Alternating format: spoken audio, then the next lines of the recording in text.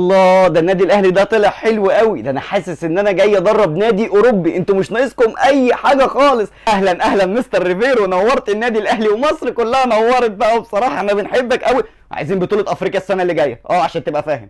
من العين دي قبل العين دي ان شاء الله الموسم اللي جاي اجيب لكم بطوله افريقيا. اروح بقى استكشف بقى بقيه اللعيبه وانزل التمرين. اقول لك صح، ما تنساش مع بطوله افريقيا بقى ناخد الدوري والكاس المحلي. يعني العين دي قبل العين دي الدوري والكاس السنه الجايه ان شاء الله باذن الله. انتوا تؤمروا طبعا، انا جاي عشان ارضي رغباتكم. انزل بس اشوف اللعيبه والتمرين واجي لكم. عايزين ناخد كمان بقى ايه، السوبر المصري والسوبر الافريقي. السوبر المصري والافريقي والدوري والكاس، وعايزين افريقيا.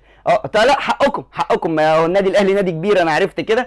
اروح بس اعرف بس اسامي اللعيبه واجي لكم بقى نشوف الموضوع ده. بقول لك ايه، احنا عايزين بقى مع كل ده كاس العالم للانديه. ايوه، اللي احنا رايحينه اللي جاي ده. نعم، كاس العالم للانديه اللي بيلعب فيه ريال مدريد والفرق الكبيره دي بتاعت اوروبا. تصدق بالله انا مش هدرب النادي ده، انا راجع بلدنا تاني. ده انا لسه ما عرفتش اسامي اللعيبه وعايزين مننا بطولات. هم اللي مكمل في النادي هيعملوا معانا ايه؟